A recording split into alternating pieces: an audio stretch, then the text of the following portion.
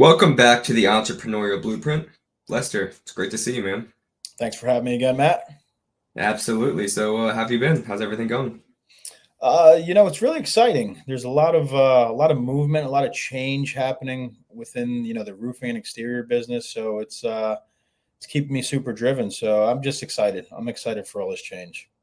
Yeah, change is always great. You and I were speaking a little bit before this podcast, about streamlining a business and working with new technology, workflow, and automation. I'm curious. I want to get some input from you because I think this is pretty important, especially as business owners are growing their business, and yet everything changes so quickly with this new AI technology and streamlines and workflows. Like, how do you keep up with all of this, and what's the importance of keeping up with all of this? Yeah, that's a great question. It's just technology at the end of the day, and it's adapting so fast.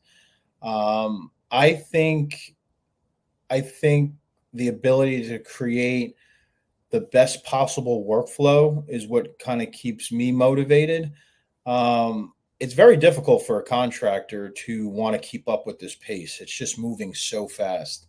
But I do believe that the ultimate workflow from start to finish and creating that overall customer experience is what this is all about. And I do believe we have a pretty good idea of the perfect workflow, but being that technology keeps moving at this pace and innovation keeps happening, it's important that we keep our foot on the pedal and wanting to keep up with it to create that perfect workflow. For the contractor as well, for the homeowner, for the vendors, everyone that's in that process. It's all about automating the workflow. So by the time we get that lead and then nurturing that to get to the estimate and then following up with that to get to a yes for a contract, and then to take it even further than that, once we win the job, then we want to move to ordering that material and then get into production and then really just come back and then collect and do all the back end financials of that. The automated workflow, that's what I'm after. And that's what the homeowners are looking for, is that entire customer experience, so that there's not really that human element that forgets. It's a set it and forget it, and let's move forward and let's get the best possible result all the way around. Right. Yeah, so I want to really dive into this from the beginning because, look, I'm newly out of college a couple years, 3, 4 years ago. I don't know if you went to college, but you were in school a long time ago. I mean, when we were learning in college and high school, there was nothing like this, right? You didn't learn about this stuff. I was an economics major. I didn't learn anything about streamlining my workflow through AI technology and right. So now that you're a business owner, let's say you didn't go to college or you did go to college, but you are an expert in the roofing industry, and Yep. all of a sudden, Lester Morris is giving advice.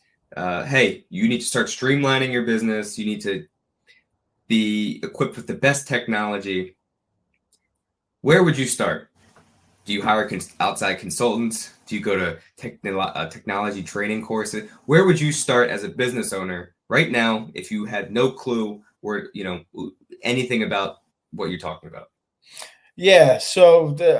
Again, another good question. I think what tends to happen is, especially in the construction world, contractors, smaller mom and pop shops, if you will, because that's what they are at the end of the day. They service a local territory. They're a mom and pop. Um, it's tough. You got to rely on the suppliers and the manufacturers really to kind of enlighten you, to teach you, to spark that bulb, to then force you to want to learn more and more. And then you have to absorb, right? Because it's one thing understanding it, it's another thing to purchase it, it's a whole other thing to adapt it and adopt it, right? So again, the suppliers and the manufacturers do a pretty good job with these contractors to put them in the right position to want to learn more, but then it's up to the contractor to really want to do. So then they start to look towards, again, okay, let's go to Google, let's find a CRM, let's find a measurement tool, let's find this, let's find that. And then we're just really kind of hoping and praying that these things that we're purchasing are really giving us the time and attention to help us understand how to adopt it. And then if that doesn't work, then we look for other resources, consultants, or someone that we know in other areas, and they might understand technology a little bit better than me, whatever the case may be. But that time has passed, if you ask me. I've been part of this now, getting at it from a technology standpoint since 2017. I was part of building one of the largest business management platforms. So I've been able to speak with thousands of contractors to understand their pen and paper process, and then try to help them adapt and adopt a technology stack. Um, I think the time has passed because, with all private equity that's coming in, it's really moving into the groups and the roll up phase, because those guys really truly understand how to create the best overall customer experience, and then how to emulate that back to the masses, right? So I think we're in a very interesting time. It's a little unknown because it's not the traditional way. Guys been able to build very successful businesses in their local markets without technology, but I think they're starting to really feel it and understand. I'm way behind the ball now. I don't really understand what's going on here to the point where I could do this at a mass level. So it's time to start looking for help in other areas that I just wouldn't normally trust in, right? Yeah, no, that's interesting. And a big part of this that I think gets overlooked is when you actually implement this new technology and these algorithms, the algorithms have to learn. They have to learn the information that you're feeding it. You have to constantly feed them the information, or the algorithm's not going to be able to push out the best product, right? So once you implement all of this new technology, these CRMs, right? How important is it to stay on top of it, to continually feed that information, to have an employee, their full-time job now is just to be sitting there and making sure the algorithms are getting what they need, right? You can't just implement it and hope that it pushes out the best product. You have to continually feed it. So talk a little bit about that. Yeah, so that work is really done in the beginning when you're setting all this up. Um, Again, let's just say you have 7 pieces of technology, you put a bubble around all of that to automate it from step to step to stage. Um, you really have to take the time and have a full understanding of how this needs to be set up correctly, to then spend less time having to educate people as you're adding them to the system. Um, However, these are tools. These are all tools. They're not here to really replace, but they're here to make your life a lot easier. So we do still have to feed. There is still a human that has to feed the tool.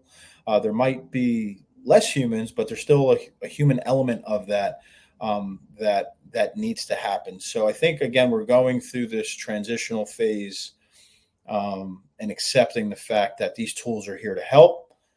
Uh, there is a little bit of replacing happening, but again, that's because the process is getting more automated, and you're not dependent on a human to perform a task, or to follow up with this, or to do this next.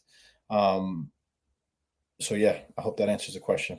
That does. Yeah, it's intriguing because I'm finding that a lot of businesses that are not keeping up are the industry, all industries, right? Whether you're in the roofing industry, or you're in a construction industry, or it doesn't really matter.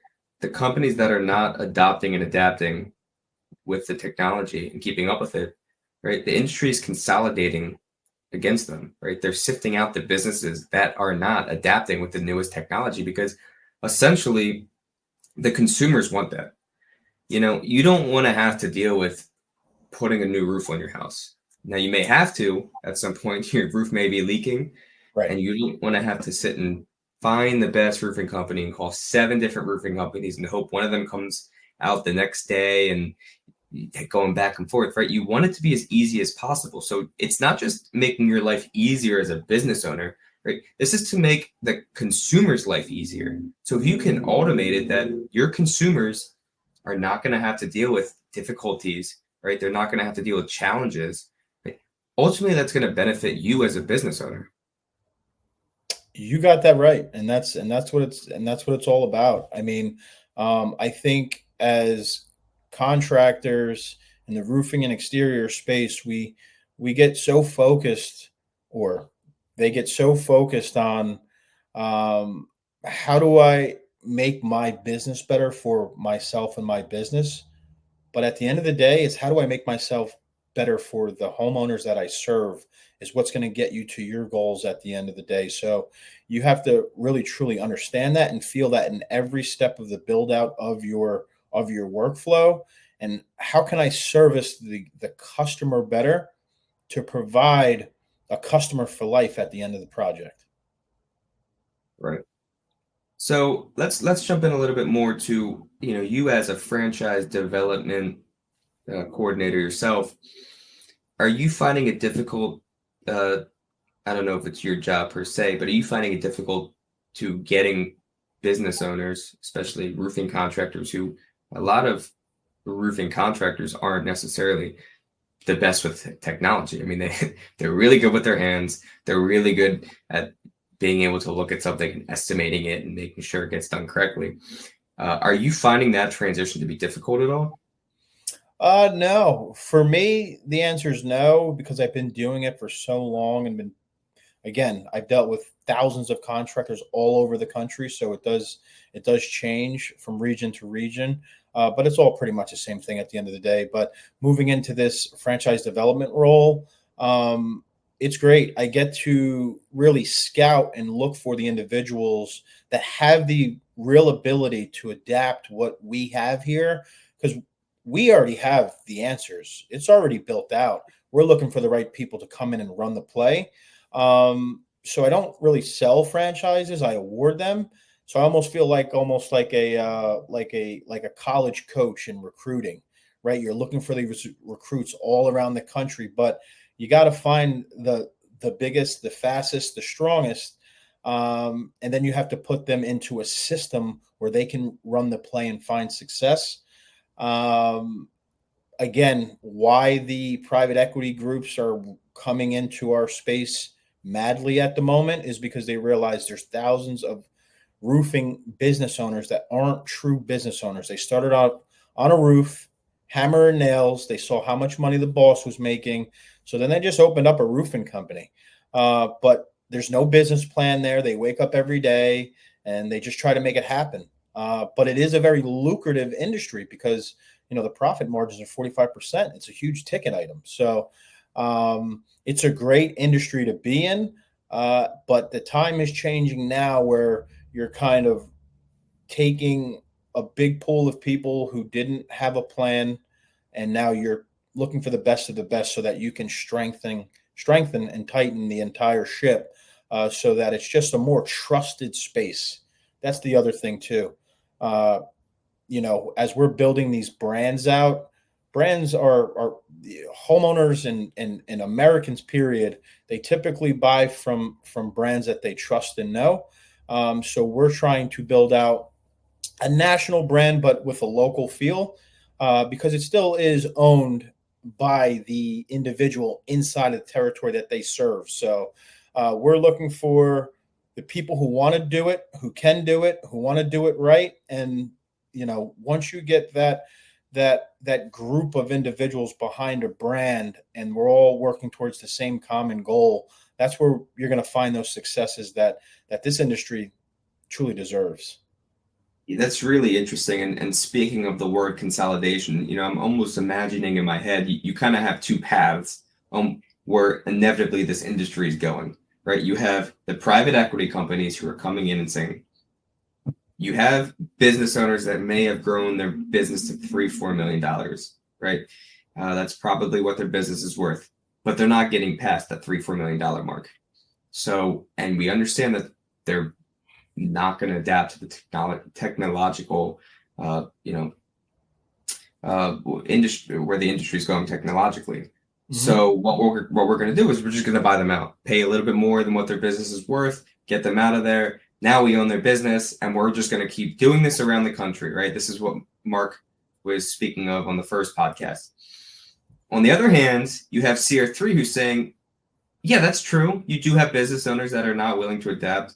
technologically or with the times of where the industry is going. But we don't want to buy them out. We don't want to kick them out of the industry, right? We want to help improve their company, right? They're still the business owner. All we're doing is saying, hey, let us help you get to the next level. And Okay. so rather than you having to battle against the private equities, we're on your side. We'll fight against the private equities for you while you get to just focus on growing your business as a business owner.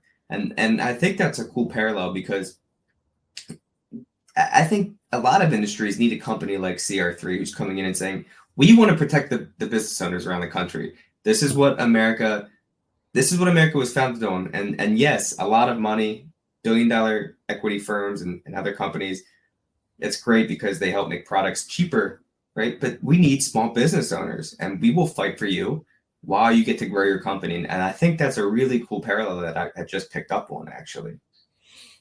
Yeah, no, that's exactly right. Because I'm going to tell you what, Matt, if you can grow and scale a business to 10 million, to be honest, you can get to 30 to 50 to 100 if you really wanted to. What's going to happen with that private equity piece is they're going to buy your business, but they own your business at that point in time. Yeah, you get the money. Yeah, you did pretty good. Now, what you do with that money after after is on you. Hopefully, you make the right decision so that doesn't go away, because you will have a 3-year, 5-year non-compete, and you won't be by that time in this space. The ship will have sailed. We want to keep we at CR3 or even another roll up, if you will, that's in a franchise space, we keep the power in the contractor's hands still. They're still the owner of their business. CR3 American Exteriors doesn't own your business. Now, what does happen is, 93% of the profits go to you, but 7% of the profits go back to corporate. Okay. So that's a partnership. And that's what we're looking for. We're looking to grow with people. And again, if we can get you to 10, we're going to get you to 20 to 30 to 50. And that takes a collaborative effort. But we do believe that you should reap the rewards of those profits and that growth over time rather than, okay, we'll buy your business from you. We'll wait a little bit of time and then we'll go ahead and we'll scale your business from 10 to 50 million. And maybe you get even a little small fraction of that if you're lucky. But you got to read through those fine documents to understand if you're going to be part of that future for real. So Right, and I like that word partnership because that's what it is. It's a partnership. All CR3 is there to do is be a good, strong resource for the business owner that, let's say they find they have a hurdle. They're not doing it by themselves anymore.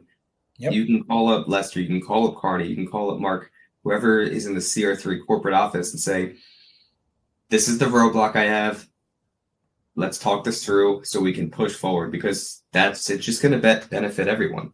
And another piece that we were speaking of it earlier with the homeowners, right? We're trying to benefit the homeowners as well. Mm-hmm. You keep these small businesses in the markets all around the country. Okay. It's going to keep the cost down for the homeowners. Again, we spoke how it was with the hardware industry where there's Home Depots, Lowe's, and Ace Hardwares. Show me a mom and pop hardware store. It just doesn't. It's not there anymore. It doesn't exist. Few and far between. Correct. With the roofing industry, the exterior remodeling industry, the private equities are trying to do the same thing. Hey, let's in a way monopolize the exterior remodeling industry. Where we're just gonna buy up all of them, sell it off to one large gazillionaire who's gonna own all of the roofing companies and basically run the market. No, that's not what we want. We want the homeowners to have the choice. We want them to choose between, hey, I want CR3 to come out. I want them to quote my jobs. And I want to deal with someone that is understands what it means to be a hardworking American, just like myself. And I want to talk to someone who knows what it's like to run a small business. And that's, again, I think that's an important distinction that this is going to help homeowners around the country as well, which I don't want to be overlooked because, yeah, your company may be growing from 50 to 100 million, but you're not going to forget your roots, right? You're still going to want to help your your clientele, your base that helped you get there. Let's on Wednesday we have a cool guest coming up. Why don't you tell us a little bit about him and what he does? Yeah, yep. So on Wednesday, an individual, Robert Monaco. He actually, I met him back in 2017. He started quite a few businesses, but at that point in time, he was working with or building a product called Sky Measure. That was a big success. It started to really disrupt the measurement aspect of what we do in roofing and exteriors. But Rob really has been super successful in a number of ventures, so I think he's going to bring a great deal of value to the conversation. So I'm looking forward to it. He's somewhat of a mentor to myself, so this one's going to be a fun one. Awesome. Well, to the listeners, check back here on Wednesday. We're going to have a great conversation with Mr. Monaco. Again, we appreciate you guys taking the time to listen to us. Ultimately, we do this for you guys. So like and subscribe on the YouTube channel. Follow us on Instagram, soon to be TikTok, and let's keep growing this together. So, Lester, thank you for your time, and I'll see you back Wednesday. To the moon.